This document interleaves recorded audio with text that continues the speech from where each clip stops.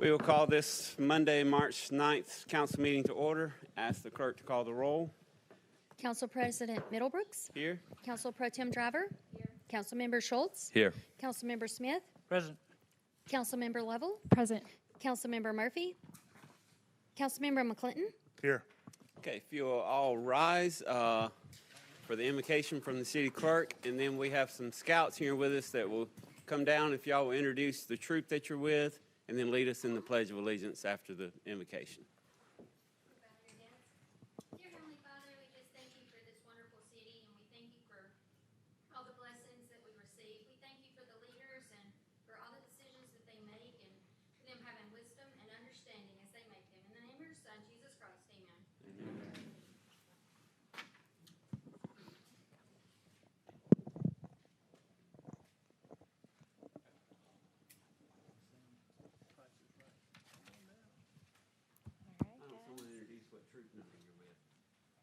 We're with Pack 119.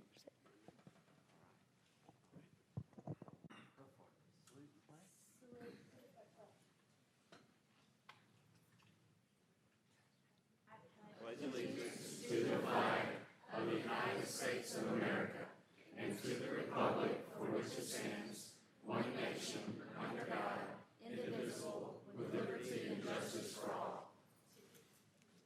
Good job, guys. Y'all want to get a quick picture? Come on down.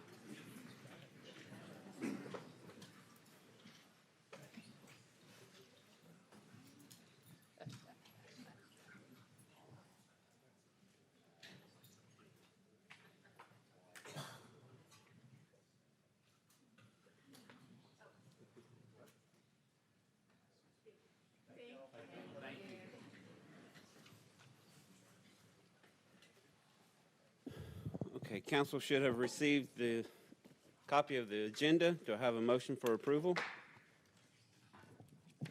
Make a motion to approve. Second. I have a motion and a second. Any comments from council before we vote on it? Seeing none, all in favor say aye. Aye. Those opposed? All right. We will move on to announcements and reports. Before I hand off the meeting to the mayor, please bear with us tonight. We have a pretty lengthy pre-meeting agenda. So, Mr. Mayor, this time I'll hand off the meeting to you.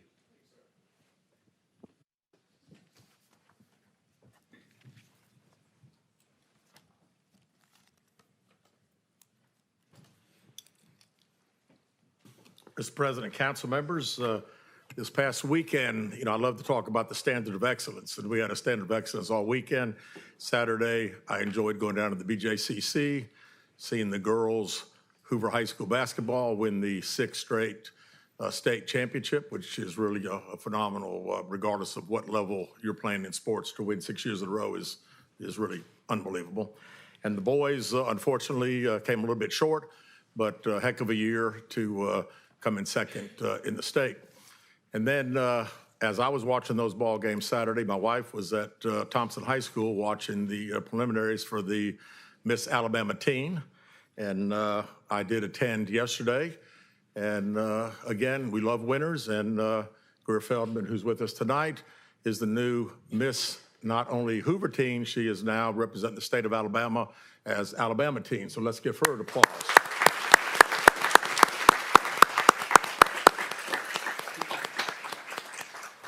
Julie Bentley, come down here, please. I know you love this. All right, Julie Bentley became the director of the Miss Hoover teen in 2018. With her dedication and knowledge of the pageant world, she is from Clanton, Peach Queen. She has built the Miss Hoover teen program into one heck of a success story. Caitlin Mateer was named Miss Hoover in 2019 and again in 20 due to the pandemic, and then completed Miss Alabama in 21 and was named 4th alternate. Jella Duncan was named Miss Hoover's teen in 2022 and then was named 1st alternate to the Miss Alabama's teen in the 22 pageant. Abby Stockard, named Miss Hoover 24, went on to win Miss Alabama 24 and Miss America in 2025. Allie Minns served as Miss Hoover teen in 24, named Miss Alabama teen in 24, and 1st alternate in the Miss America teen 2025, and now serves as Miss Hoover 26 and will be going for Miss Alabama pageant in June. Emma Terry, who's sitting up front here, served as Miss Hoover in 2025, then named Miss Alabama in 25, and named 4th alternate in the Miss America pageant. And now Grier Feldman, Miss Hoover teen in 26, and yesterday named Miss Alabama team. She'll be competing for Miss American teen 2027 in the fall. These young ladies are more than just title holders. They are just tremendous ambassadors for the city of Hoover. And I just wanted you guys, I asked them yesterday after the pageant, please come tonight. And Julie, I want y'all to come up front. Girls, please come up front with me. We've got some special gifts for you.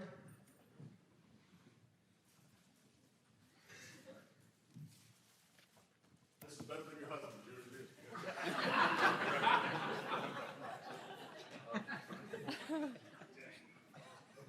Play, I love it.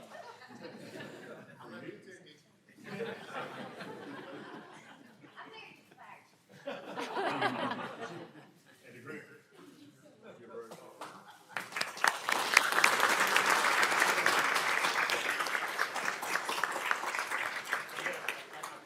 Standard of excellence and love winning, and now to have Miss Alabama, who was Miss Hoover, and to have Miss Alabama teen, who was Miss Hoover teen.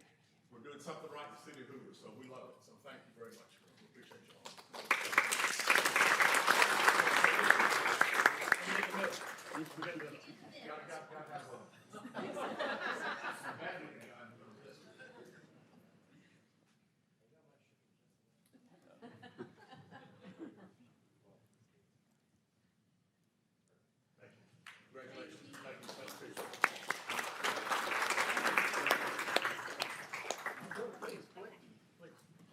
I'll make it quick. There's a lot going on, but as successful as this has been, it's because Hoover attracts the best.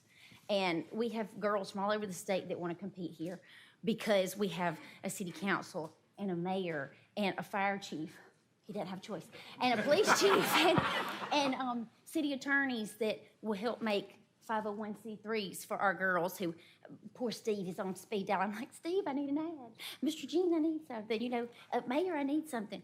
Miss Stephanie, I need something. So I hate to drop some names and not others, but Amanda Borden and Melanie Posey and who else did it?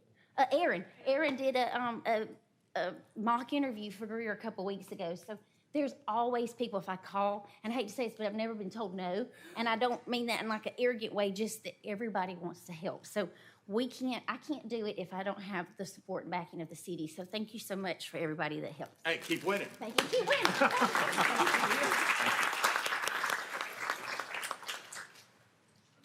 I think the scouts are next on the agenda. Yeah, I think. I'd like to introduce the Scouts from Troop 119. If you guys want to stand for us, thank you so much for joining. They earned their community badge this evening and led the pledge. They meet out at St. Mark's, and fun fact, they're called Troop 119 because they're on Highway 119. So thank you for being here.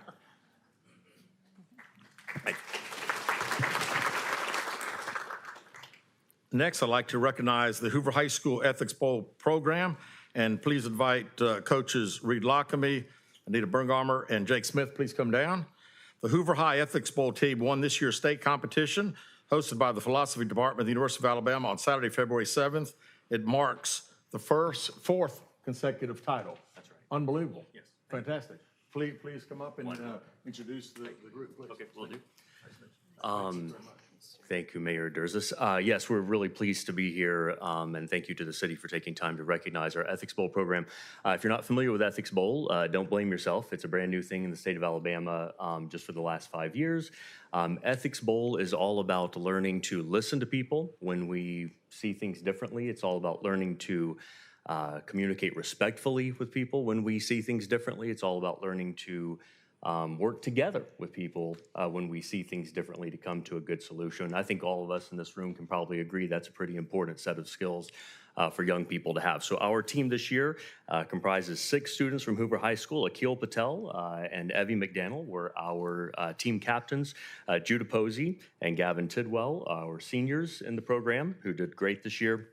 And then Emily Ann Corbetta and Milana Kazik Hall are our 2 freshmen in the program, and no pressure on them to keep the program alive next year. So I want to say congratulations to all those kids for working so hard. Coach Bumgarner, who is here with me, and unfortunately Coach Smith couldn't be here. This is something that coaches and I do as a labor of love. There's not a stipend for this right now yet. But I'm hoping one day to get one for Coach Bumgarner and the wonderful work that she does on this program. So thanks to everyone for recognizing our program. Are there any of the students here? Yeah, several of the students are here. So students come on up and get a picture. Great, Please. Thank you.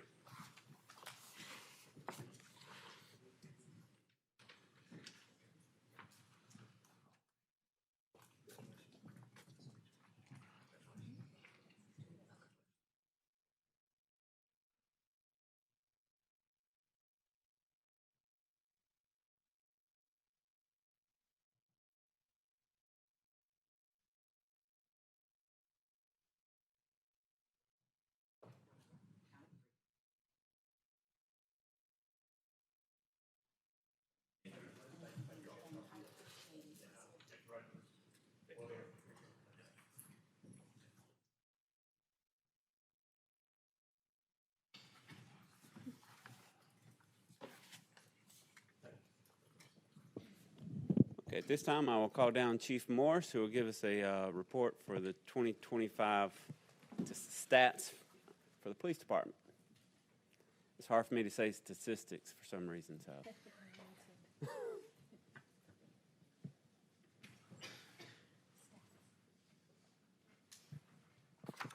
Thank you, Mayor, Mr. President, council members. Just a quick, we have a little PowerPoint we may be able to pull up also as well, just highlight a few stats and just in brevity. We continue to have a great decreases in our crime rates in the city, and just please, it's a privilege for me to work with the men and women of the department, because it's truly it's their dedication, it's their effort, it's the tireless work they put in and day out that keeps our community and our citizens safe. But our first slide, you'll see our population growth kind of 2025. From last year to this year, we increased about 1,400 residents in the city. That's important to note with our calls for service. Then the next slide you'll see is our calls for service for 2025. We increased again, a little over 1,000 calls for service. We had 154,647 calls for service. That's a large number for a city. Look, we're no different than any other size city of us in the country. But when you think about 154,000 calls for our men and women to respond to, that's significant. And again, they work tirelessly to keep our city safe. If you look at the next stat is our crime stats year after year for the last 18 or so years. That's a busy chart, but you look at the bottom at 2025, the third row from the bottom, you'll see 3 green lines across that row. Those are decreases, and they're actually decreases the lowest point in 18 years in those categories for burglaries, UBEVs, and theft of property from vehicles. Again, you can see it was a negative 14% decrease, a negative almost 12%, and a 5% decrease from last year. And historically, the decreases are staggering for 18 years. I mean, 77%, 58%, 39%. Most cities do not see those type of crime reductions year after year. So again, it's just it's a testament to the men and women of the department that keep continuing to be proactive in their efforts and continue to have our crime rates reduce. On the next slide, you'll see just our cases generated for the year, 8,795 cases for the year of all reports. That's a significant number that our officers are working year in and year out, day to day. And then the last slide there is just our citations and warnings and accidents for the year. We issued 15,941 citations. We wrote 8,431 warnings, and we worked a total of 3,801 accidents. Again, I can't brag upon the men and women of our department enough for the things that they do, the tireless efforts that they do to continue to keep our citizens and our community safe. Again, most cities are not this fortunate.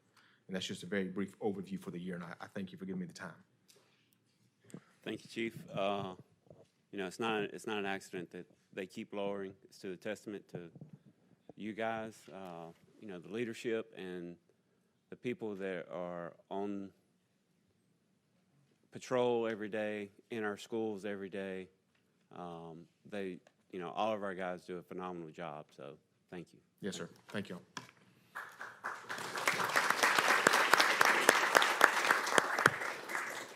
This time I'll ask Blake Miller to come up. He'll give us a NCFI update and a Hoover East update.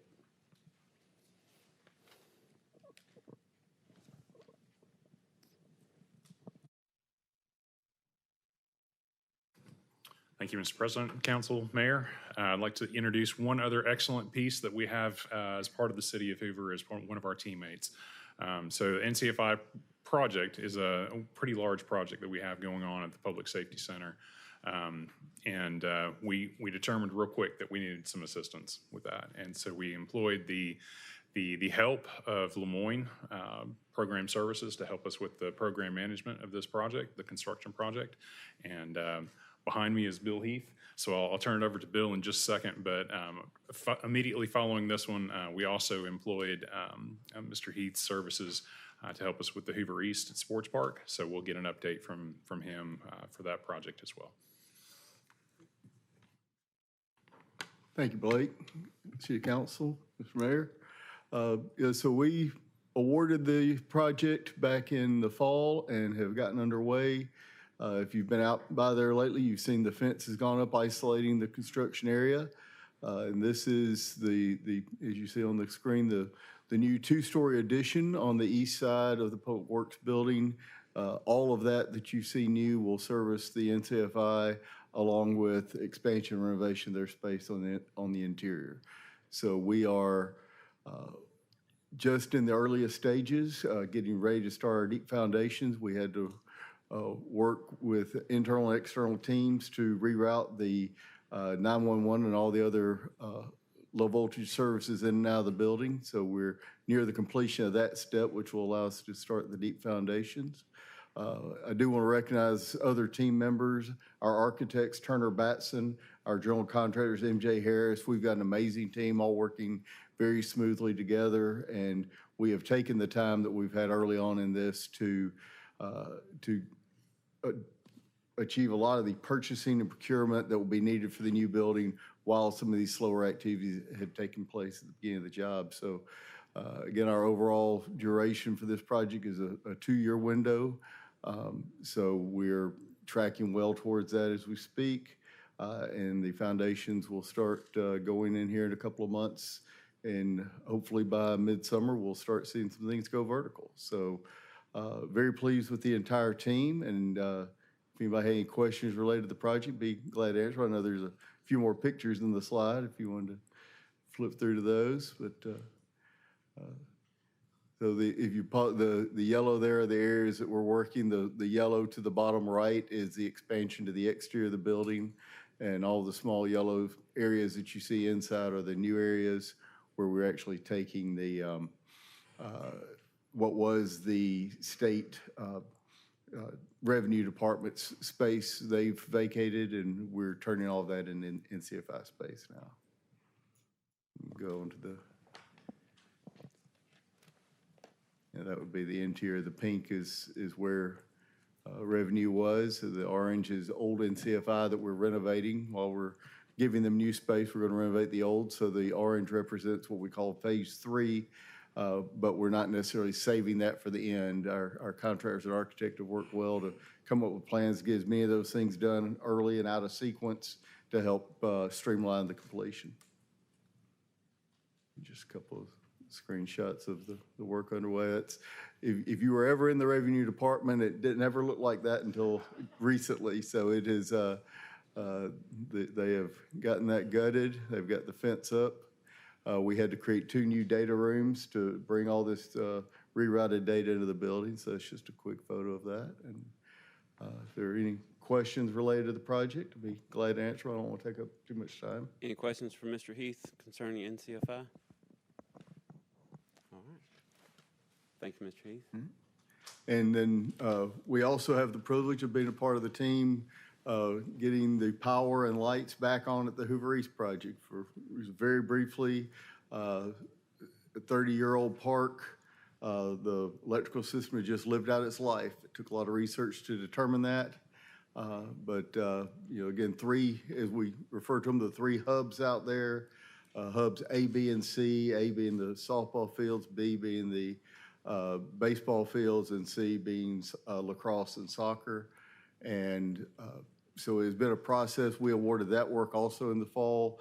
After considering direct design and hiring a contractor, we considered an option from Alabama Power. They presented to us that they could do all of it, not just the lighting. And so upon review of that, found it to be the quickest and best benefit for the city to get us back running at the earliest possible date. So the teams, there's actually 3 or 4 different entities that are parts of Alabama Power. They're working together to bring the project through, lighting, power, and primary service, and they've all worked in conjunction. They have completed the work on hubs B and C, and had we not had weather tonight, I'd be leaving here to go there for the light aiming celebration. So we're doing that tomorrow night. Hubs B and C are completing, and then we have an opportunity with city team members to go through all the facilities that have been turned off for a year and get those restarted so that when we open them back up to the public for use, that they will, concessions, all those things we intend to have online. Hub C being the last, some pictures of, I'm sorry, Hub A being the last, just working from east to west, and they have just completed the lighting portion of Hub A and are working now to complete the power, which will be their final. That includes the training facilities, batting cages in the back of the park, and also adding some additional lighting to better light the park. And we're even putting power poles and lights out to the boat launch out on the Cahaba, so that will be more secure, have cameras for public safety there. So project's come along well. Alabama Power has been a good teammate for us on that, and we're looking forward to wrapping that up the next few weeks. Very good. What's the target date that families could expect to start playing ball again? We're going to start playing ball turnover on the 16th of this month for Hubs B and C, and by the end of the month for Hub A. Great. Any further comments or questions? Mr. President, does this mean that they'll be able to play part of spring ball Yes, sir. in those fields? Yes, sir. We've worked close with the Parks and Rec Department to communicate when they can make those fields available to all the different leagues. That's wonderful. It's a lot sooner than first anticipated. It is. We had a really good team put together on this. So. Yeah, great work. All right, thank you. Thank you. At this time, we have a number of people that have signed up for public comments. I'll call in order that we received the request for comment.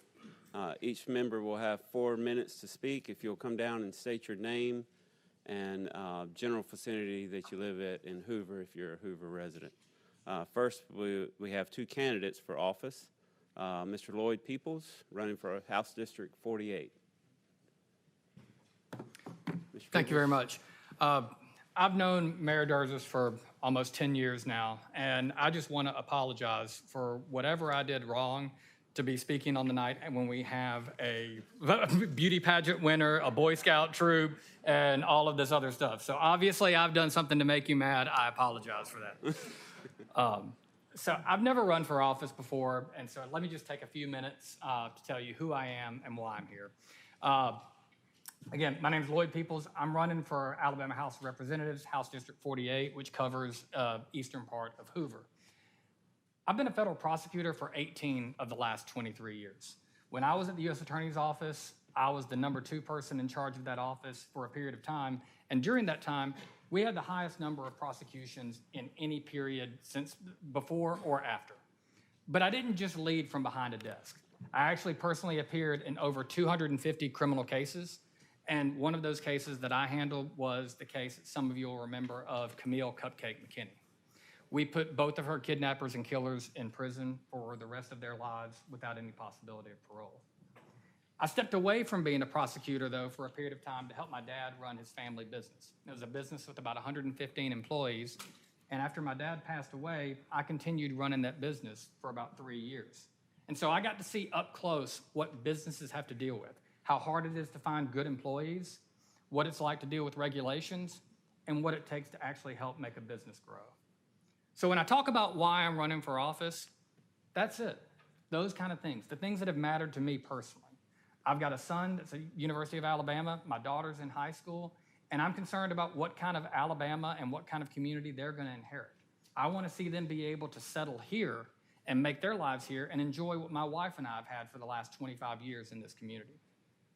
I want to talk about public safety for a second. Our law enforcement officers know it's a small number of people that commit a vast majority of the violent crime. And we need to make sure that our criminal justice system doesn't treat it as a revolving door and that we don't have any excuses. Criminals know that if they're going to be caught and punished, that's when crime goes down. And so as a representative, I want to do what I can to help our law enforcement achieve that goal. And on the business side, I want to do some of the things that this city council has done. This city council has done a great job of encouraging and welcoming businesses to our community, and I want to see that continue on the state level. I want to see Alabama be a place where businesses can relocate, they can move here, they provide good jobs, and they help all of our families continue and enjoy the successes that we've had. My website is Lloyd for Alabama. You can check it out. I've appreciated it. May 19th is the primary. Thank you very much.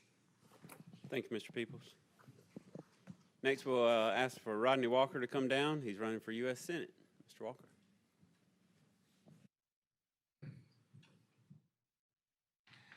Good afternoon, and thank y'all so much for having me here tonight. This is a wonderful crowd here in Hoover, Alabama. I would like to tell y'all that I live in Clay County, which is about 100 miles from here, in a little town called Lineville. We have 750 mama cows on 3,000 acres. We have 26 bulls and about 700 calves. We own Walker Lands and Cattle. We sell cattle to Oklahoma, and then we sell cattle trailers all over the United States, including Hawaii. That's not the only thing we do. We also have Patriot Fueling Centers. We have 5 of those across the state, and we have Patriot Fuels USA, where we ship fuel down the pipeline from American refineries in Houston, Texas, and Louisiana, across American pipelines to 6 southeastern states and 26 terminals. And so that's how the fuel gets from the refinery out to your automobiles through 18-wheelers that bring it to the gas stations, and we try to provide that fuel to a lot of different people. We also have a rock quarry in Wedowee where we provide granite aggregate for paving projects and concrete projects across the state. And we have Hatchet Creek Leasing. I only tell you those things so that you know that I'm not a career politician, but I'm a career businessman. I've worked very hard in the state. We've hired over 1,000 people over my tenure, and we've contributed over $1 billion worth of money to this state's economy. I know what it's like to sign the front of a paycheck so that my employees can sign the back of a paycheck. And that's not just a saying. I want you to know that I extremely care about each and every person in this state. And I don't stand before you and tell you things that I have done in the past. I want you to know what I'm going to do in the future. I want you to know that I'm a helicopter pilot. I did not serve in the military. Both my grandparents served in World War II, and my dad was a member of the 1151st Engineering.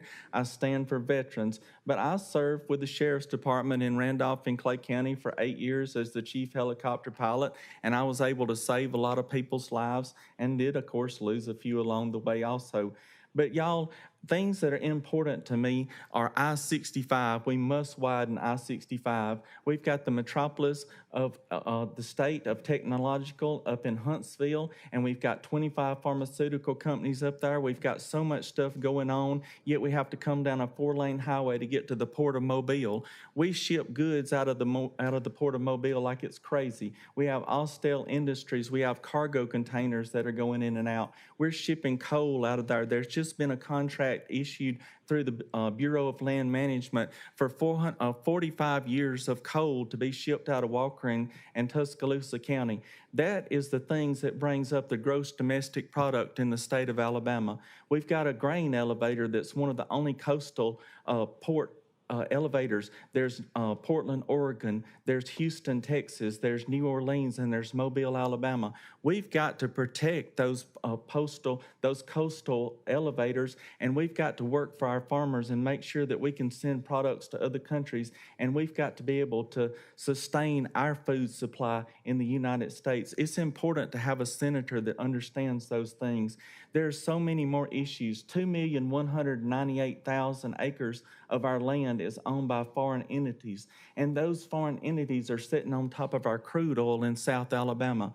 72% of our drugs are manufactured overseas. We've got to bring that back to the United States, and we could bring that back to Huntsville, Alabama. It's my desire to work for each and every person in this state, and I ask you on May 19th, please consider Rodney Walker as your next United States Senator, and thank you again for allowing me to be at Hoover tonight. Thank you, Mr. Walker. Mr. Walker, you ever served as an auctioneer?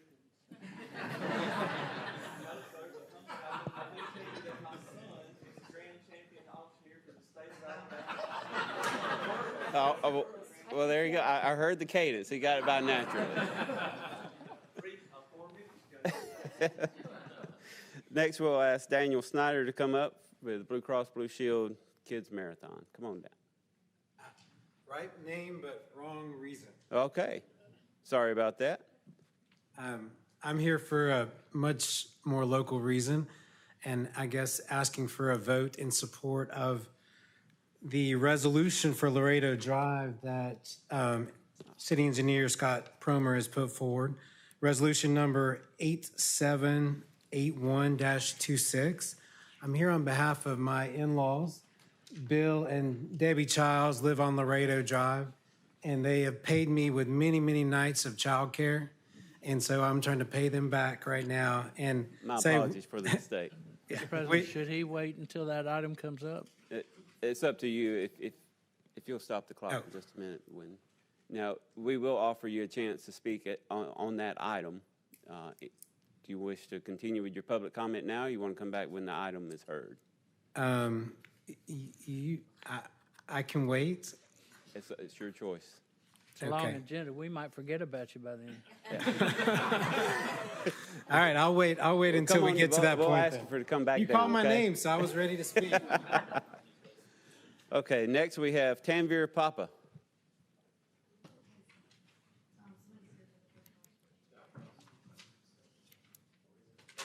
I'll get him after this. Good evening, everybody. Mayor Derzis and the Hoover City Council members, it's an honor and a privilege to join you during the month of Ramadan. For Muslims around the world, Ramadan is a month of fasting, of prayer, of reflection, and charity.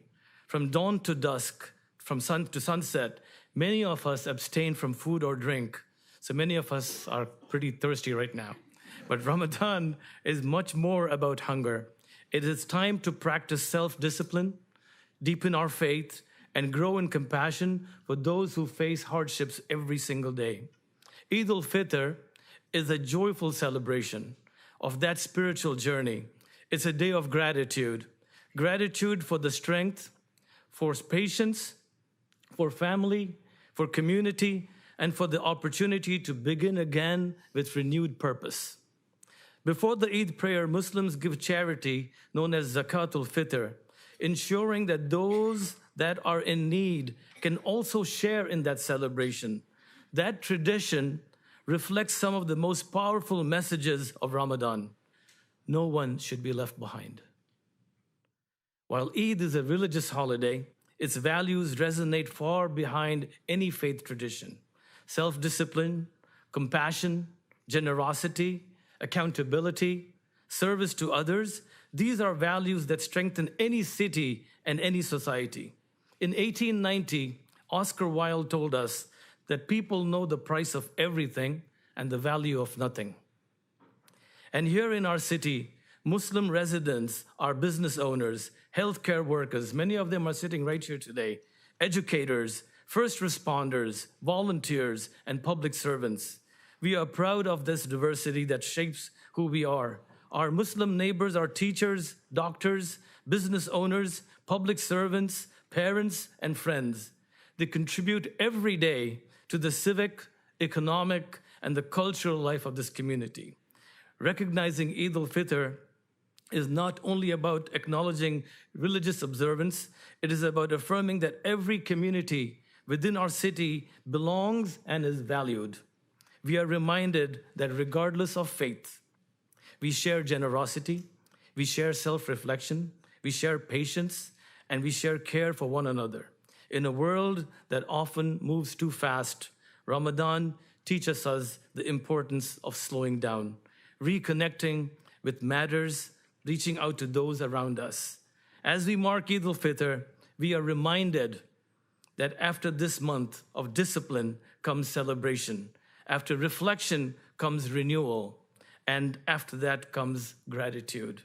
On behalf of the Muslim community, I thank each and every one of you for giving us this unique opportunity, and we wish you peace, prosperity, and continued unity for our entire city. In addition, I would like to say that I am not running for any office, but I do have to tell you that I have 5,000 employees, and we do contribute over $2 million to the state of Alabama. I'm in the chicken business. But it is my honor and pleasure to invite each and every one of you sitting here to come and open your fast with us. We have 9 more days left. So if you want to come and join us at the Hoover Islamic Center, we would welcome each and every one of you, and we would be honored, and it would be our pleasure to serve you. Thank you so very kindly. Have a wonderful evening. Thank you, Mr. Tanveer. Mr. Tanveer, I understand you've got quite a large group with you. Do you want to invite them down and grab a picture real quick? Yes. Whoever is here from the community, can you join us?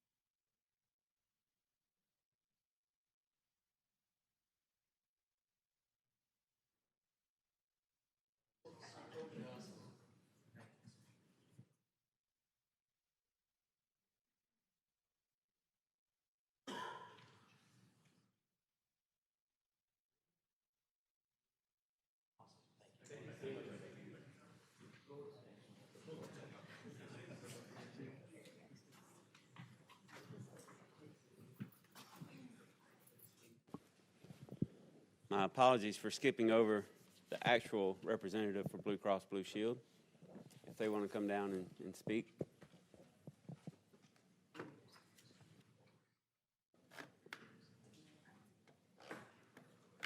Anyone here from Blue Cross Blue Shield? No. Oh, there they are. Sorry about that. Good evening, Mayor and Council. On behalf of Blue Cross and Blue Shield of Alabama and our President and CEO, Tim Vines, we just want to thank you so much for your partnership with our 3rd annual Kids Marathon. As you know, a couple of years ago, the Mercedes Marathon was sunsetted. A part of that was the Kids Mercedes Marathon that we sponsored for years. And when word got out that the Mercedes Marathon was going away, we were contacted by so many parents, teachers, PE teachers, principals saying, what are y'all going to do with the Kids Marathon? You have to keep that going. Because so many of these children went on to do track and field for high school and into college, and it just really teaches children healthy lifestyle habits at a young age. So Heidi Ramey and I talked about it along with a couple of other folks back at Blue Cross, and we're like, okay, we're going to own this, we're going to take it. And thanks to the city of Hoover, we have been able to bring it to Spain Park, and it has grown every year that we've had it, and it is one of the largest kids marathons in the country. So y'all should be so proud of that. Councilman Schultz was there, did a great job speaking on behalf of the city. We had all media coverage from all the local affiliates. Almost 2,500 children participated in the marathon. from 72 different schools across Alabama. So that is how huge this was. And just to make things clear, we do not make these children run a full marathon in one morning. They start at school and they complete a mile a week with their PE teacher or parent. And then the final mile is completed at Spain Park. So again, we just want to thank you all so much for your partnership. This was the first year we had a t-shirt contest statewide, and the winner of the t-shirt contest was Luke from Gwen Elementary, first grader, won the whole thing. He got $100, and you would have thought we'd given him $1 million. It was just classic. So thank you so much. Heidi, did you want to say anything at all?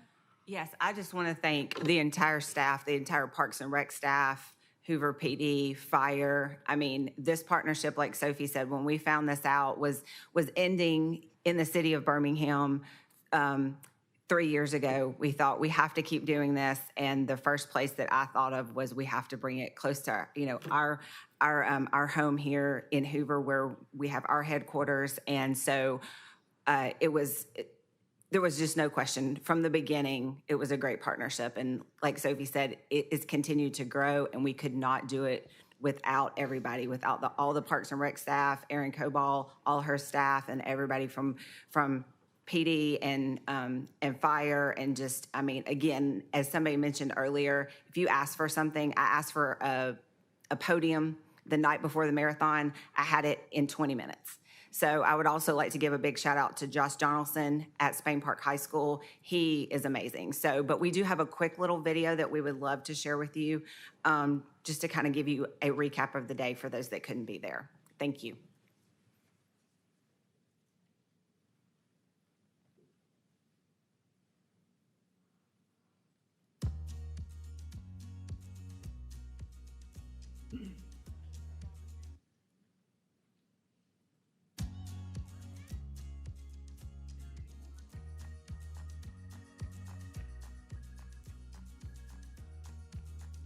This is one of the largest kids marathons in the country, and we've only been at it 3 years.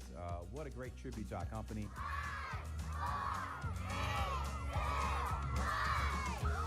What a great tribute to the kids that live in and around this area, and what a great tribute to their parents, because kids, especially the age of the kids that participate, could not do it without their parents. It makes me feel great, not just about Blue Cross, but about our community.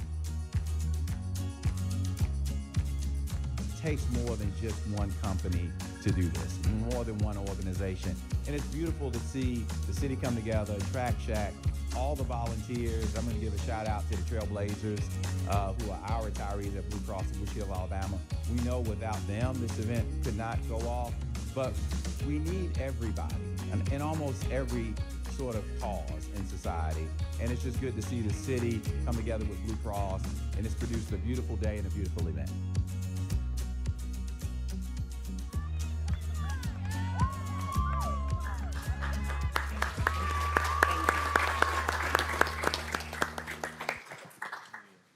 Thank you, Blue Cross Blue Shield, for taking up that mantle, and it's a tremendous event. Thank you for your partnership. And thanks for calling Hoover home. Mr. Schultz, do you have anything to add?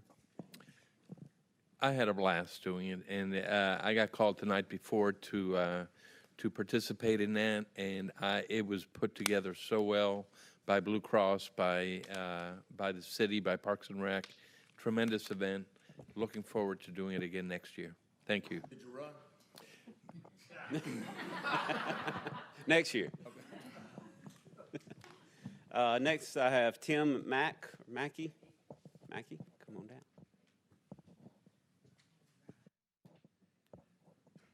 Mr. Macke, if you'll give your name and area of town that you live in for the record, please. Macke, M-A-C-K-E. I live in Applecross off Valleydale Road on Lake Heather. Okay. I can dare say nobody in here wants a sewer pump station next door to their house. That's universal. I understand that. But I would like to have a knock on the door, some kind of warning from Hoover. I literally got a package from my HOA president 90 minutes before it was due. I checked my mail at 10:30 that night. After he had reviewed it, he put it in my mailbox, not through the U.S. mail. So I did not have time to review this. I stayed up all night writing about the birds and the bees, the flowers and the trees, everything they're going to tear up. And I thought, well, nobody wants to hear that. So I talked to my brother, my friend. It's trust. Trust the people. Trust them. Trust the city. Trust the people that are working that they hire. But I've fallen through the cracks. This has been 3 years.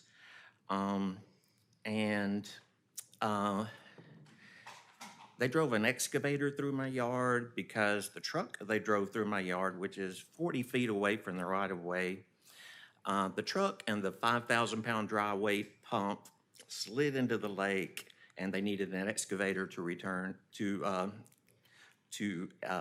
take it out. There was a hang tag on my door after this, and it said, we're going to restore it. We're going to restore it. We're going to put up fencing. We're going to put up landscaping. But I've noticed now that the silk fence is gone. There's a project manager. I've called him several times. I've never gotten back from him. So that's why I'm saying I've fallen through the cracks. Looking out my front door, there was a black forest. There were 2 manhole covers. Both of them have a pump in them.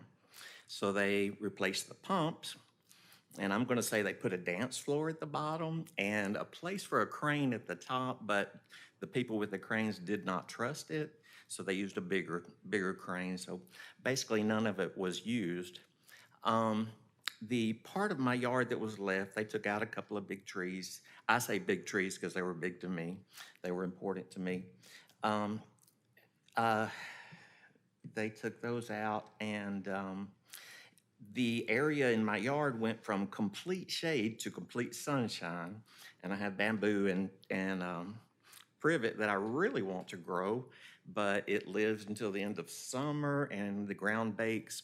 So I'm having an irrigation system put in addition to the irrigation system I put in for the constellation down by the lake. They put sod in. So I'm looking at like $10,000. But the biggest thing I want is this screened from my front door. When you look in the front door, you look from my kitchen, my living room, my dining room. You're looking at this thing.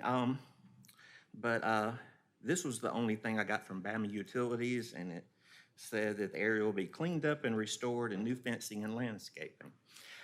They put up a chain link fence, and I didn't complain about that, nothing.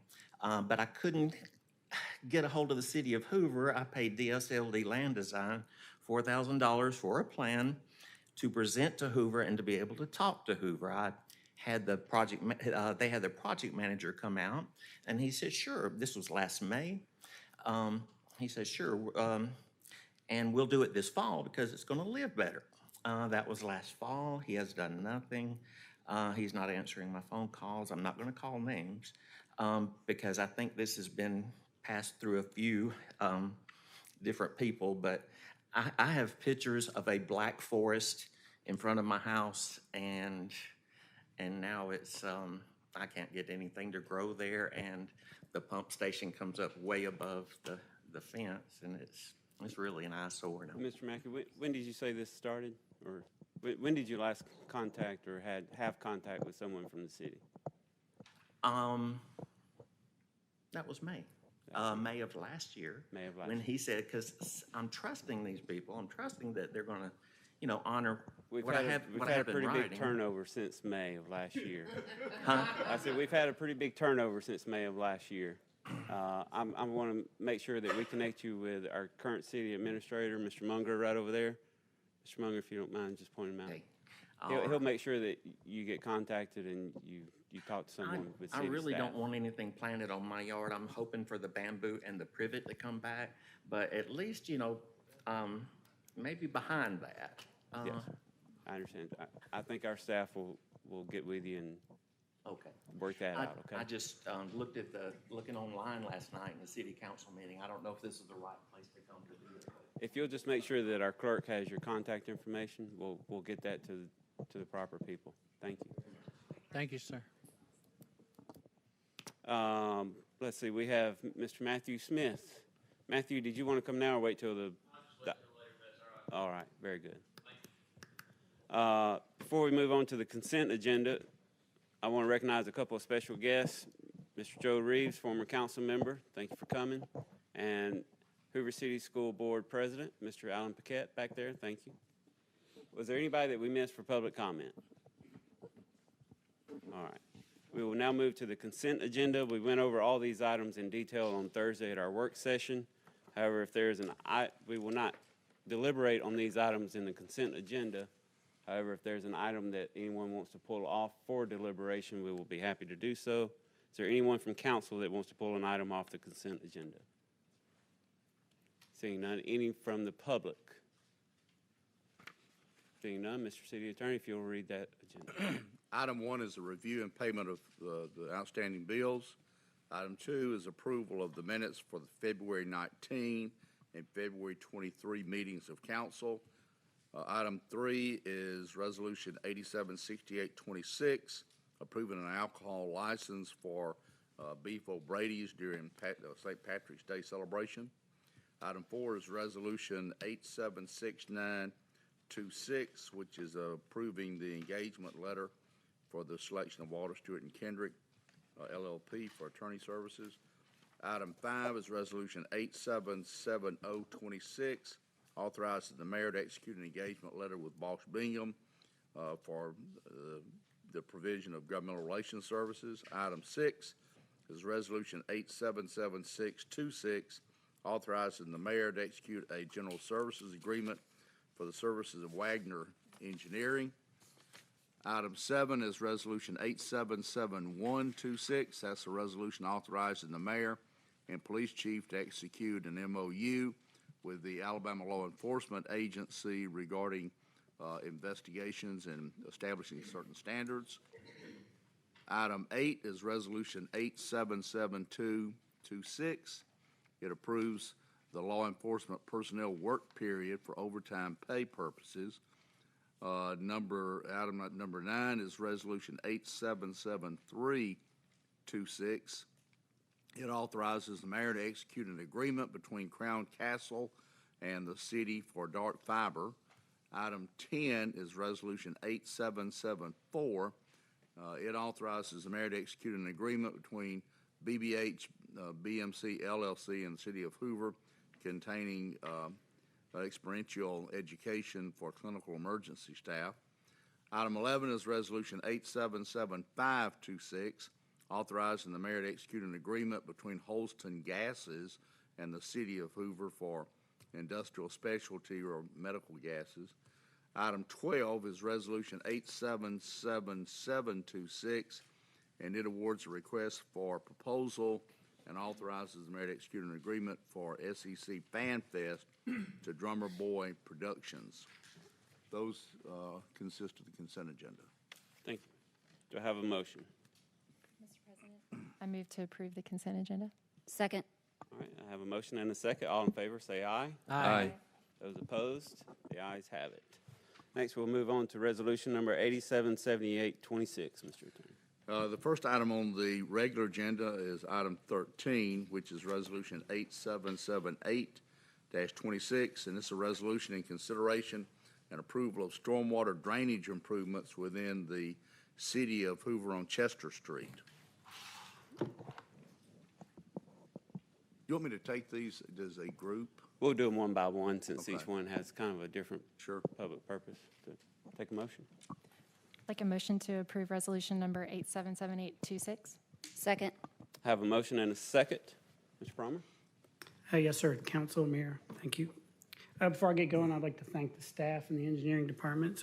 Justin Marlin, Rosemary Jen, Keith Macke, and Jason Welch do a great job taking any drainage complaints that come in, going out and evaluate it. At that point, we make a determination amongst ourselves. Does this elevate to the point of potential public purpose? We have discussions with council to get concurrence, and that's how we arrive here. So we have 5 cases for consideration tonight. I just want to make a statement that each one of these cases is unique. It's not a one-size-fits-all, that we go through a process to elevate it to the point of public purpose. There's an active list that we work through. Some get to this point, some actually get denial letters, which once again, we go through with legal counsel to deliver those letters. With all 5 of these, I don't want to get into particulars of budgets, each one, because there is still a process going forward if we're going to bid or seek professional services. So I don't want to just throw a number out and skew that process. So we do have a rough order of magnitude estimate that our department did. And just wanted to state that we feel certain that this will be covered with the miscellaneous drainage budget that has been approved for 2026. So I just wanted to say that before we got going. Also, just to address some of the terminology that I'll be going through, thought I'd just cover that at the beginning. So the design process is multi-step. So we do have a partner with Jefferson County for some of these projects. So they've done what gridded surface, subsurface hydraulic analysis. So that's data that we can use to look at the watershed associated with where any of the complaints come in. So they're willing to share that data with us at the get-go so that we can look at some of the flows. We'll do a survey of the property, kind of get the topo, and then from there, H&H study. So H&H study is a hydrologic and hydraulic. That goes in, takes account of the volume of flow, the rate of flow. Once you capture that and put it into a pipe, now you have to deal with the depth and velocity of that flow. H&H takes account, once you capture that, how you're not just kicking it down the stream and kicking the can, so to speak, to the neighbor who's down the hill. So that'll be part of the H&H process. From there, you'll get into design. You finish the detailed design, and then you're ready to go out for bid and construction. So some of these have to fall through the entire process I just spoke of. Others are different areas within this process, but I'll speak to that as we get to it. Okay. So once again, there's, I'll just read a couple paragraphs here that will apply to all before I get into Chester Street. So these locations to be discussed tonight are located within the Bluff Park or Green Valley communities of Hoover and are currently experiencing stormwater drainage issues. These drainage issues affect the public right-of-way, posing potential safety issues to the traveling public, and in some cases have actually caused damage to public infrastructure. In each of the cases we'll address tonight, the proposed improvements will require work both within the public rights-of-way and associated drainage easements, which could be located on the private property. Because portions of these projects extend beyond the public right-of-way, the City Council must formally determine each of these projects serves as a public purpose before the Public Services Department may proceed. So with that, I'll get into Chester Street. So the city's engineering department conducted an evaluation of the stormwater inlet serving Chester Street and the associated drainage pipe that is located both within the public right-of-way and adjacent easements. The assessment identified inlet overtopping, uncontrolled overland flow, sinkhole formation, stormwater pipe failure, and system surcharging. Based upon these findings, the engineering department has determined that the corrective measures needed should include a topographic survey, engineering design, and construction to mitigate the flooding that occurs within the public right-of-way. Very good. Are there any comments or Right on questions? cue. Rain is here, yes. Any comments or questions from council on this issue? Seeing none, any comments or questions from the public on this issue? This is Chester Street. Okay, seeing none, all in favor say aye. Aye. Those opposed? The ayes have it.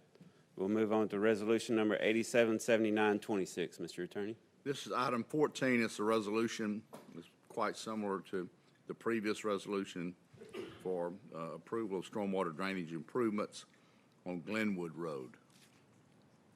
So make a motion to approve resolution number 877926. Second. I have a motion and a second. Mr. Promer. Okay.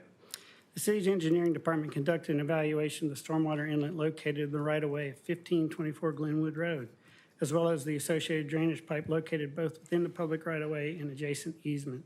The assessment identified inlet overtopping, stormwater pipe failure, system surcharging, and uncontrolled overland flow. Based upon these findings, the engineering department has determined that the corrective measures required include topographic survey, H&H study, engineering design, and construction to mitigate the flooding within the public right-of-way. Very good. Any comments or questions from council? Seeing none, any comments or questions from the public on this issue? Seeing none, all in favor, say aye. Aye. Those opposed, the resolution passes. Resolution number 878026. This is item 15 on the agenda. It's also a stormwater resolution, and it relates to Napier Drive in the Green Valley area of the city. Mr. President, I make a motion to approve resolution number 878026. Second. Have a motion and a second. Mr. Promer. Okay, for clarification here, it's affecting multiple streets in the area, and we highlighted Napier, but there's multiple that I'll mention as I go through here.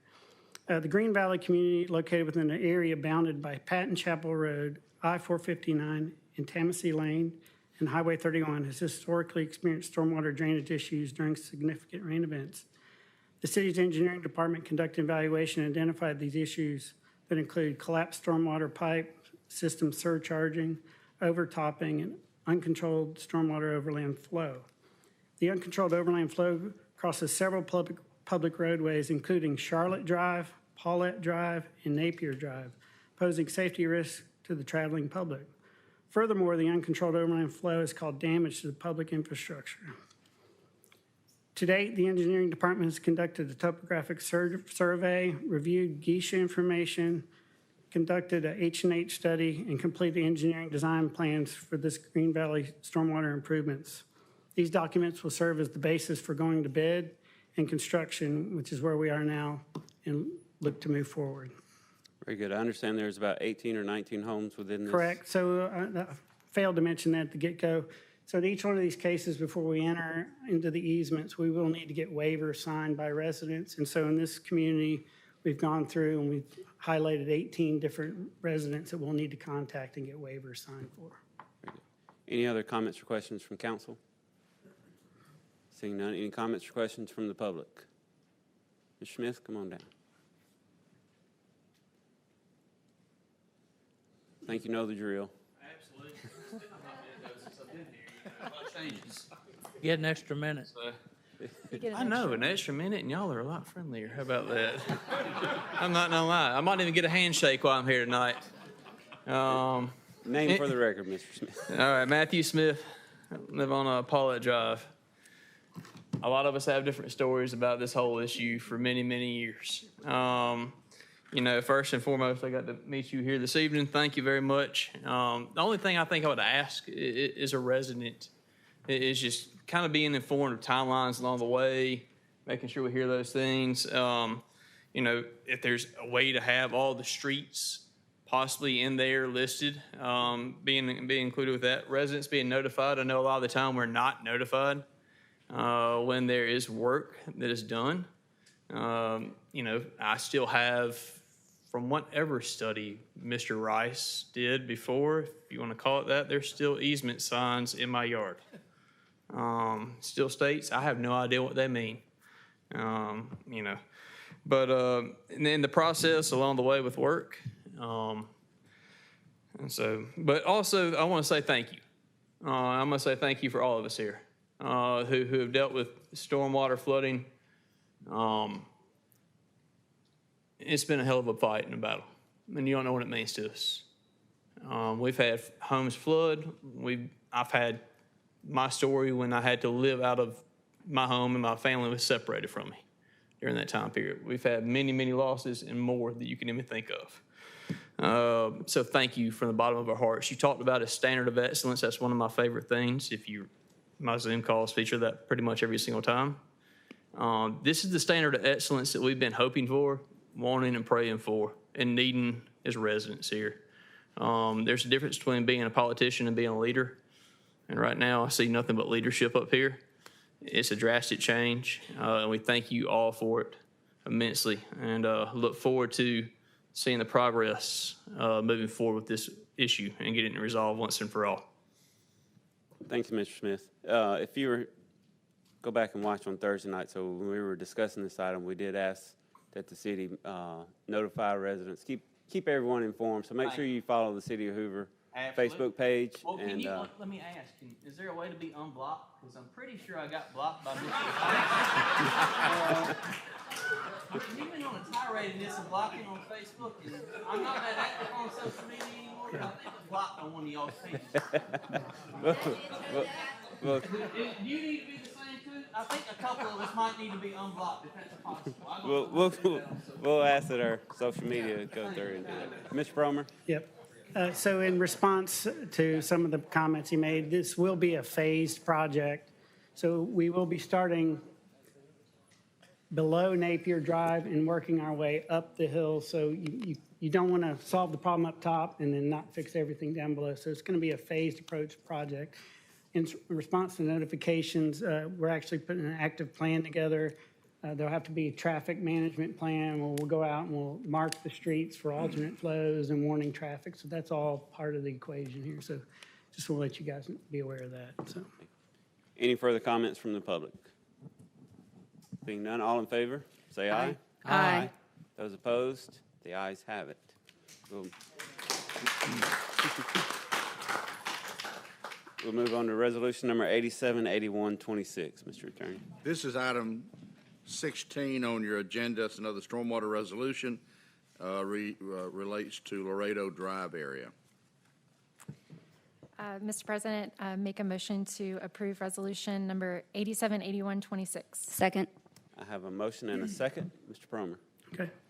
The city's engineering department evaluated the stormwater inlet serving the area near 360 Laredo Drive, along with the associated drainage pipe located both within the public right-of-way and adjacent easements. The evaluation determined the drainage pipe has collapsed and is backing up stormwater flow, resulting in public roadway ponding, inlet overtopping, and uncontrolled overland flow. The engineering department has concluded that repairing the damaged pipe and downstream drainage will resolve the flooding within the public right-of-way and restore safe conditions for the traveling public. Very good. Any comments or questions concerning Laredo Drive from the council? Any from the public? Come on down. I'll be quick since I've already been up here once before. I'm here on behalf of my in-laws. If you'll state your name and general area, please. Daniel Snyder, and I'm here on behalf of my in-laws, Debbie and Bill, and we just want to say thank you to the new administration for getting this moving so quickly. I know, as you mentioned, there's been a lot of changes, and so we just are fully in support of the resolution, and we'll do anything we can to help move it along as quick as possible. Thank you. Thank you. Any further comments from the public? Seeing none, all in favor, say aye. Aye. Those opposed, the ayes have it. Do they have a shovel? All right. Next, we will move on to resolution number 878226. This is item 17 in the last of the resolutions related to stormwater, and it relates to stormwater issues at Lester Lane in the city. Mr. President, I make a motion to approve resolution number 878226. Second. I have a motion and a second. Mr. Promer? Okay. Last one. The city's engineering department conducted an evaluation of the drainage inlets along Clearview Road as well as the downstream stormwater piping located within the public right-of-way and easements running parallel to Lester Lane. The assessment identified issues that include collapsed pipe segments, sinkhole formation, system surcharging, and uncontrolled overland flow. The engineering department's recommended corrective action includes review of the existing design plans and soliciting construction bids and initiating the necessary repair work. Very good. Any comments or questions from the council? Hearing none. Any comments or questions from the public? Seeing none, all in favor, say aye. Aye. Those opposed, the ayes have it. Before we proceed to vote on Resolution 878426, I would like to make a brief statement for the record. I have consulted with the city attorney regarding my participation in this matter. While the legal guidance is clear that there is no law or statute requiring me to recuse myself or abstain from this vote, I have decided to do so based on my own ethical compass and my commitment to the integrity of this body. Because I work closely with this employee outside of my council duties, I believe the best course of action is to step aside. Doing so protects the employee, this council, and the city from even the perception of bias. I maintain my deep respect for this individual and for this body. It is out of that respect that I will be abstaining from this discussion and the vote on this resolution. I will now turn the gavel over to Pro Tem Driver for the remainder of this item. Thank you, Mr. President. We'll now take up resolution number 8784-26. Mr. City Attorney. This is item 18 on your agenda, and it is a resolution which would approve the request to review a decision by the Personnel Review Board of the city concerning an employee. Mr. President, I'd like to make a motion to approve resolution number 8784-26. Second. Do you have any comments or questions from the council? I skipped over Attorney Brunson. Johnny, would you come up and talk to us about what we're deciding here tonight? Sure will. While he's coming up to the microphone, Madam President, since he passed the gavel, do you know when you might call for the hearing? Would it be at the next regularly scheduled council meeting, or would it be at a called meeting? I believe that if we are going to have a hearing, it would be at the next regularly scheduled meeting. Thank you, ma'am. Yes, sir. So a couple of the council members asked me to give a bit of a primer with regard to this item. I don't believe this body has heard this type of issue before. According to the City of Hoover personnel policies and procedures, any employee who is subject to discipline, and there's a little twist to that, is subject to discipline of greater than 3 days is entitled to a hearing before the Personnel Review Board, which was held. If they disagree with that finding, they are entitled to an appeal to the City Council, and that's where we find ourselves today. I say that one twist. There's a little bit of twist to this one, that the board took up that matter even though the discipline imposed was for less than 3 days. However, the board chose to take that issue up, had a full hearing, and then issued a finding. Their job is to issue in part, to issue a finding to determine if the discipline was appropriate that was handed down by the supervisor of the employee. The board affirmed that discipline. In this case, the employee then has a right to advise the council, which they have done. So that's where procedurally, that's how we find ourselves here today. And I'll be glad to answer any other questions. I realize that is just sort of a thumbnail sketch on how we get here. Any questions from any council members? I have one question. The option is public, or is there also an option for private? Does either side have that option? There's a provision before that specifically speaks to how that's handled before the board. There is nothing in the manual that specifically speaks to that as regarding the council. However, those of us on your legal team have consulted about that, and we have two considerations. There are some provisions that would allow us, or of course we can consult with you guys regarding the legal aspects of it. However, we also must comply with the Open Meetings Act. There already are a number of issues related to this specific issue that are in the public domain. There's also a provision in the regulations that require all of the materials to be that are subject to the Alabama Sunshine Law. So the materials, and it's clearly stated in the procedures that those things that on which the board relied or which is being presented to this body are for public review. So those portions, I believe, have to be held in the public. Now, we could, if there were specific items related to legal advice sought by the council, we could adjourn to executive session to take up those limited items.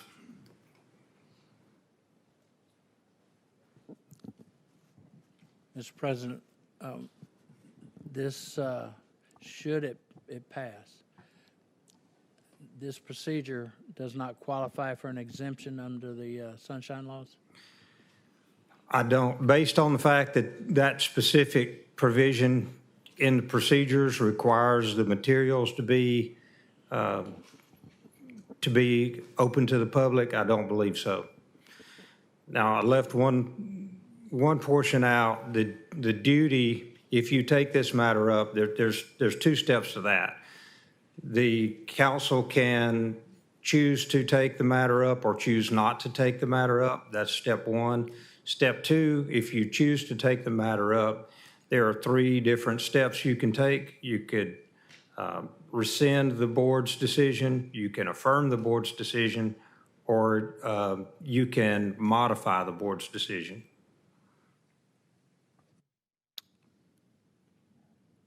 Mr. Attorney, I have my mic off. Can you tell us whether we have the option to remand this matter back to the Personnel Board to enter a written statement of fact? Yes, ma'am, I believe you do. As you know, our job as your city attorneys in this is sort of twofold. One of those is to represent the city in the hearing before the board, which we did. Subsequent to that, we filed a motion, and I believe the council has the entire package before them, but following the decision, there is a provision in the rules that requires the review board to issue a finding of fact. Upon review of their finding, affirming the decision of the supervisor, we filed a motion to alter or amend that finding, asking for a more definitive finding of fact, and we got a paragraph back that you have now read, I'm sure. But yes, to answer your question, you certainly can. Would you agree with me that the reason a statement of facts is required is so that the reviewing body, such as this one, or a circuit court, if the appellant were to appeal there, can understand what facts the board relied upon and how those support the decision? I would. Would you agree with me that it also ensures due process, procedural due process? Certainly assist with that, yes, ma'am. And it ensures that the decision the decision is supported by substantial evidence and is consistent with the law? Yes, ma'am. With all that in mind, if we were to send this back to the Personnel Board with the express instruction that we want a written statement of fact as is required in the Personnel Policy and Procedure Manual, what would that do to the timeline that we're facing here for having the hearing completed by a particular date? While the Policy and Procedure Manual does not speak specifically to that, I believe based on procedure and typical procedure in legal actions that would extend the deadlines. The rules say that the timing starts based at the time of the finding by the board. So the right to appeal starts on that finding of the board. All of the deadlines that we have discussed prior to tonight, I believe, were based on deadlines that started on when the letter of finding was issued by the review board. Had the review board having issued an amended filing, I believe, would extend those deadlines.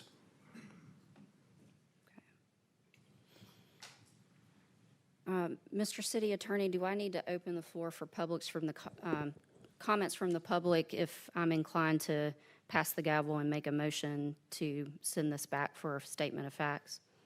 No, ma'am. Okay. I believe I'm supposed to pass the gavel to the most senior member. That's Can you correct. advise? It'd be my opinion that the most senior member would be Mr. Smith.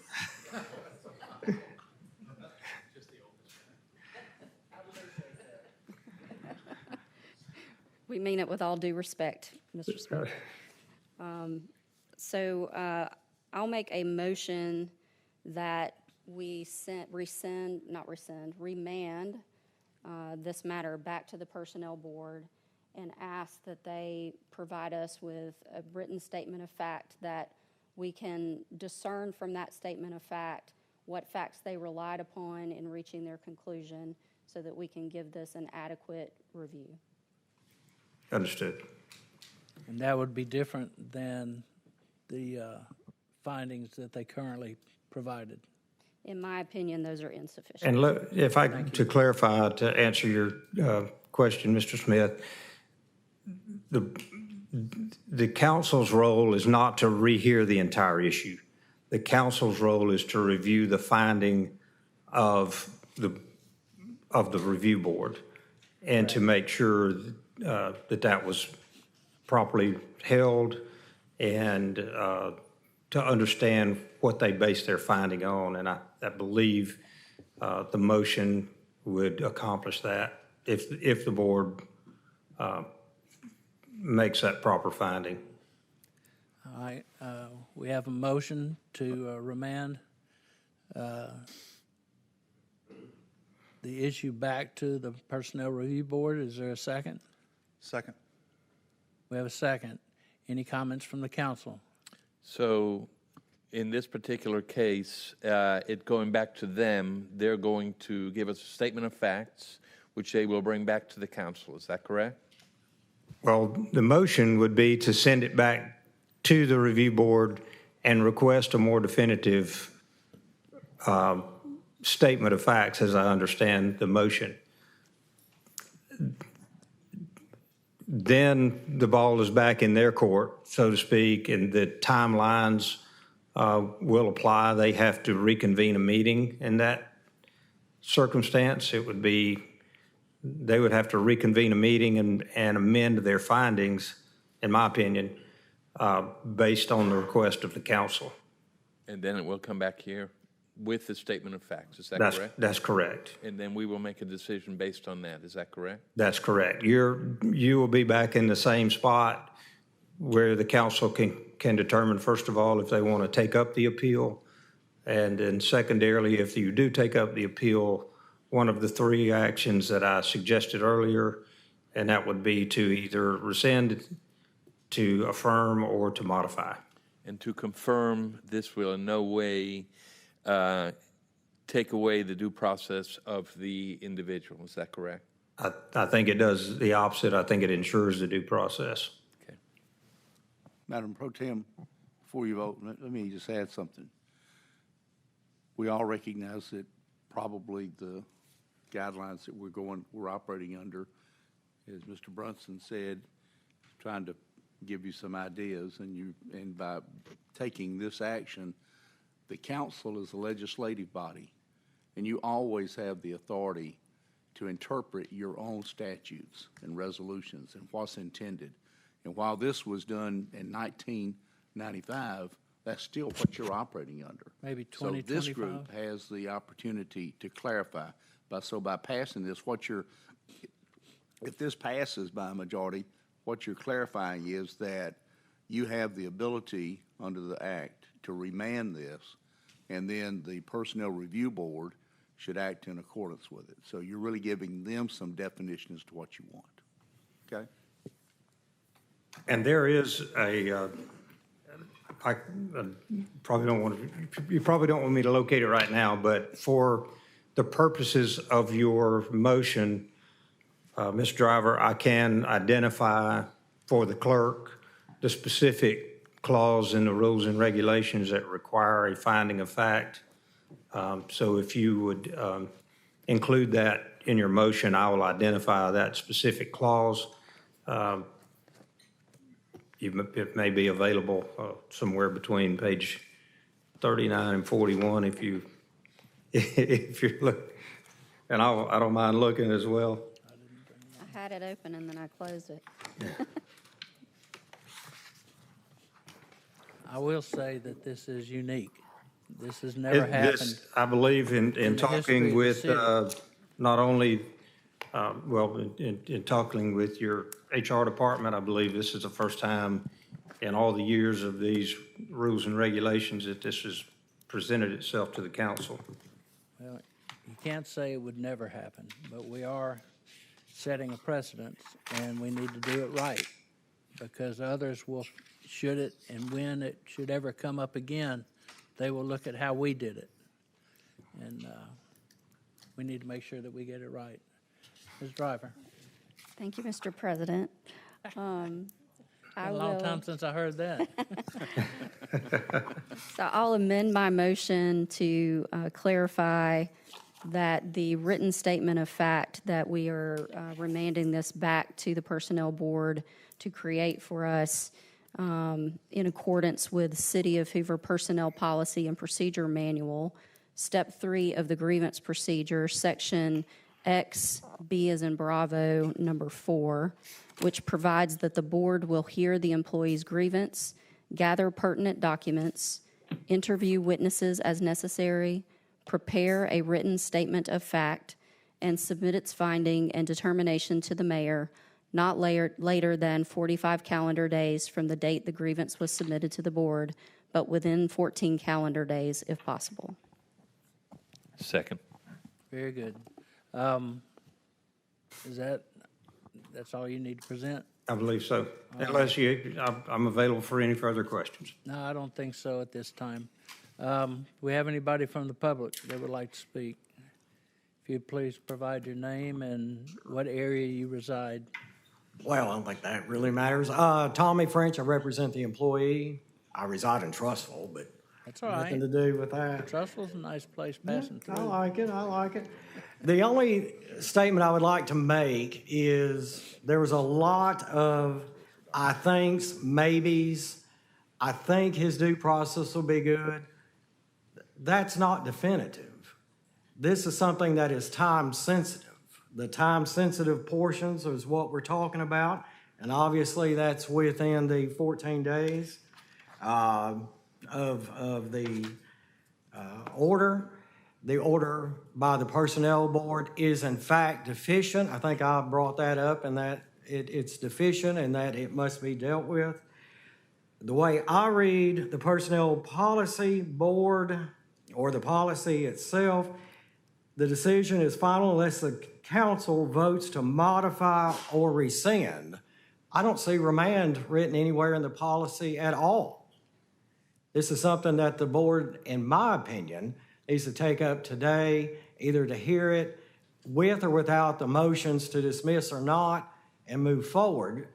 I have a problem with timeline. It'll be good. I believe so, maybe. Those are not legal standards.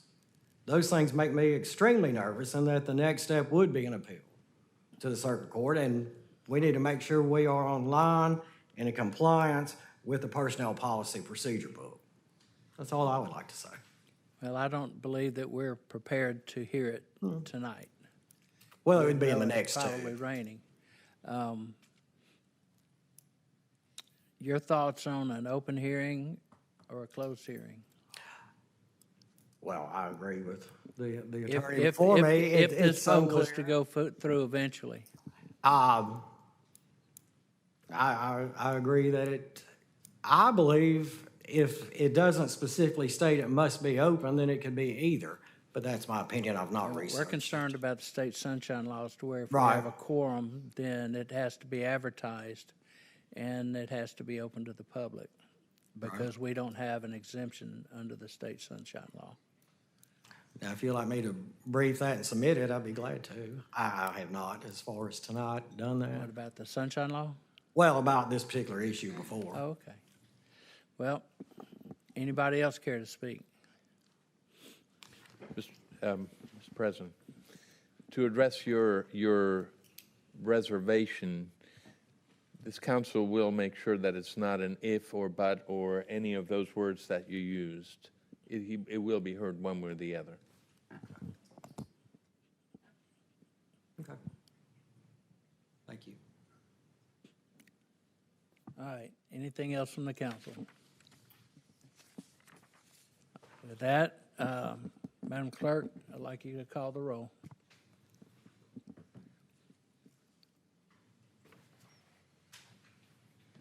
Now, this is for the amended, correct?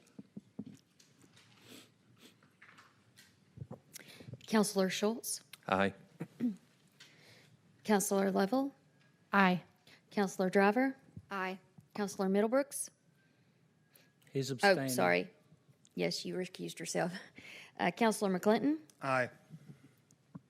Councilor Smith. Aye. Unanimous, 6-0. Mr. President? Yes, sir. I want to clarify something. We had a sidebar here with the clerk. You voted on we've used the term amendment. It was a restated resolution, okay? So there was no reason to vote on amendment because you didn't have a resolution adopted to amend.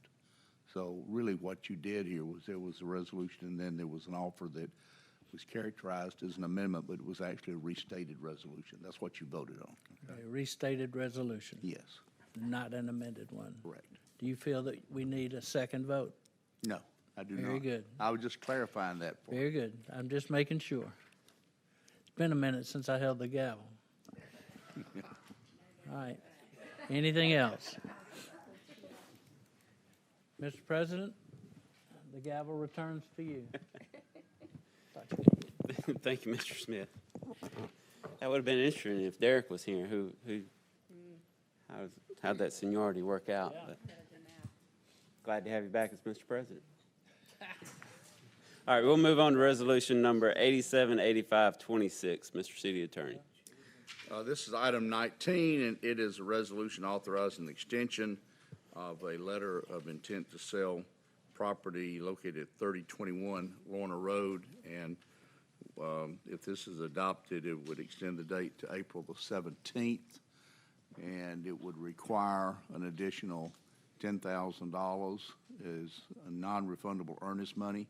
There's been $5,000 paid already, along with invoices for certain items that have been expended, and the earnest money has been delivered in certified funds. Mr. President, I move to approve resolution number 878526. Second. I have a motion and a second. Any comments or questions from the council on this issue? Seeing none. Any comments or questions from the public? All right, all in favor, say aye. Aye. Those opposed? The ayes have it. We will now open up a public hearing for resolution number 875226, Mr. Attorney. Excuse me, this is item 20. It's a resolution granting a conditional use approval to allow drive-through facility for Dutch Brothers Coffee located at 1855 Montgomery Highway. Mr. President, I move to approve resolution number 875226. Second. I have a motion and a second. This is a public hearing. Any comments or questions from the council? No? Any comments or questions from the public on this issue? Hi, I'm Bob Easley with Alabama Engineering, 1214 Alford Avenue, Hoover. I'm here representing the applicant on this hearing. One of the requirements that was recommended by Planning and Zoning was that a record map be approved to divide this lot out. And one of the requirements for that record map was that a landscaping plan for the entire development, the whole entire center, be included with that. And I just wanted to bring up that we would like to have the ability to bond for those landscaping improvements so that they could be done in a time of year, which would be the fall, done along with the Dutch Brothers. So we're going to do Dutch Brothers landscaping and maintenance for the whole center, new trees for the ones that have died. We'd like to bond that landscaping work and do it in the fall when it's not so hot, so we don't lose so many of those trees. Mr. President, Mr. Martin, do you have anything to add? We found those terms acceptable. Thank you, sir. Thank you. Thank you. Any further comments from the public on this issue? Okay, we'll close the public hearing. Any other comments from the council? Seeing none, all in favor of resolution 875226, say aye. Aye. Those opposed, the ayes have it. We will now set a public hearing for resolution number 878326, Mr. Attorney. This is item 21 on the agenda. It declares as a public nuisance conditions that exist on property located at 3766 Abbey Glen Way in Hoover. And these issues require immediate abatement. Very good. We will take that up at the next regular scheduled council meeting, March 23rd.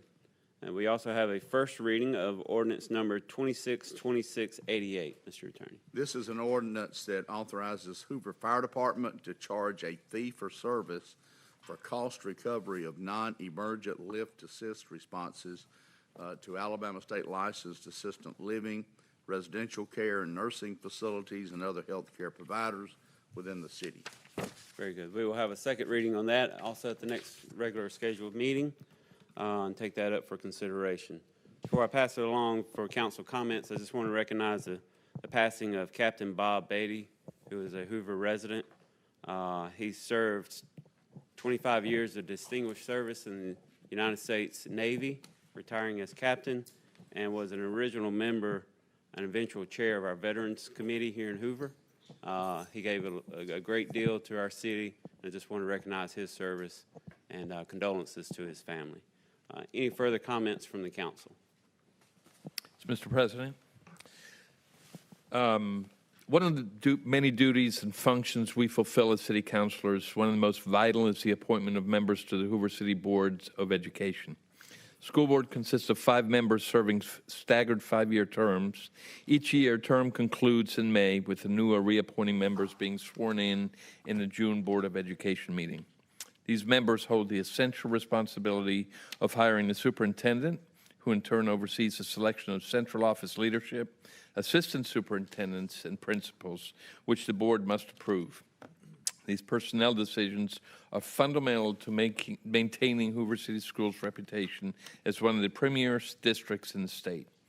While state law does not mandate a specific appointment process, a formal procedure was established in 2008 by then City Council Education Committee Chair, Councilor Smith, with the direct input of a dedicated group of stakeholders, including myself.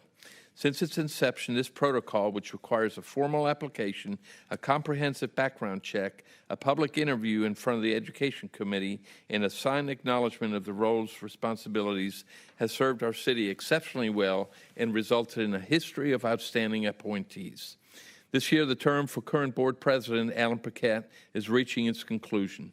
Mr. Paquette has served with distinction over the last 5 years and has expressed his interest in being reappointed for a second term. In accordance with our established process, the city will begin accepting applications for this Board of Education seat starting tomorrow. The application period will remain open until 5 p.m. on Friday, March 20th. Should we receive additional qualified applicants alongside Mr. Paquette, we will schedule public interviews to be held here in these chambers at a date to be announced. Per state law, the final appointment will be made during the second City Council meeting in April. Thank you. Very good. Any further comments? Mr. President, I'd like to thank the stormwater folks that are here today. I appreciate you guys for speaking up, and we're listening. Your voice matters, and thank you very much. All right. Any further comments from council? Mr. Mayor, you have anything to add? No, I just think it was a great night, and again, I think a lot of us ran the campaign, talked to a lot of the individuals that were out here tonight with what a mess it was, and some of the raging rivers and backyards, and very, very proud of the council taking these things up and doing what I would say is right for our community. So thank you guys for bringing it to our attention again. Very good. With that, we're adjourned. Thank you.